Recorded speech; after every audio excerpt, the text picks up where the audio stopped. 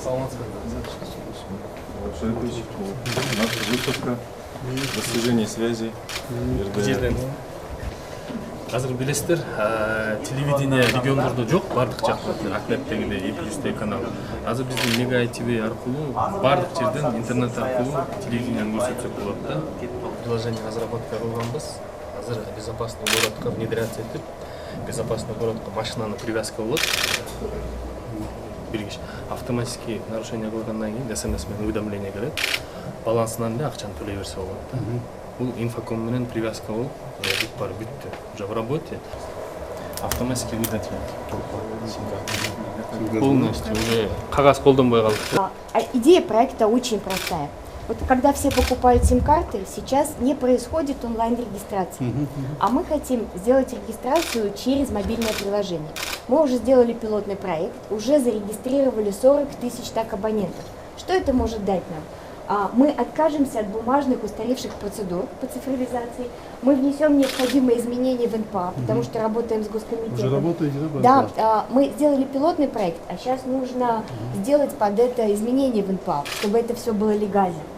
Здесь вы увидите смарт-кассу, то есть используя QR-код, это продукция Кыргызстана, наш партнер Экомейт, то есть можно оплатить через смарт-кассу.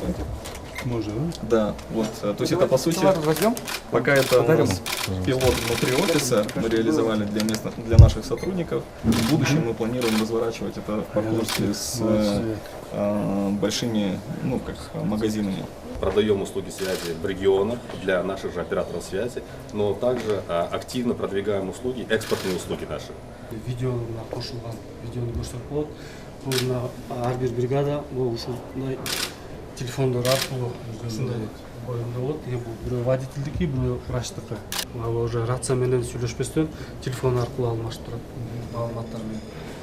Урматтуу биринчи телекоммуникациялык форумдун катчылары 2019 жыл региондорду өнүктүрүү жана өлкөнү санариптештирүү жылы деп жарыяланган.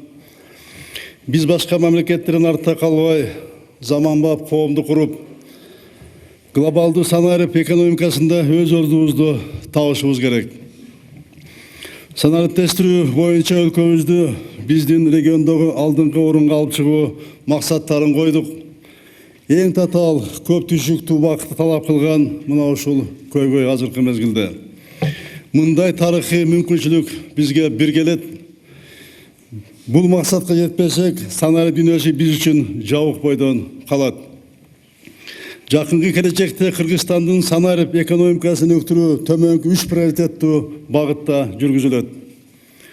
Биринчи, бизнес процесстерди өндүрүш байланыштарын санариптик трансформациялоо, финанс жана банк секторуна инновацияларды киргизүү, компетенттүү адистер менен камсыз кылуу, атамекендик компаниялардын натыйжалуулугун арттыруу, атааңдаштыкка жөндөмдүүлүгүн көтөрүү, экономиканын артыкчылыктуу тармактарында санариптик инфраструктураны жана санариптик платформаларды өнүктүрүү,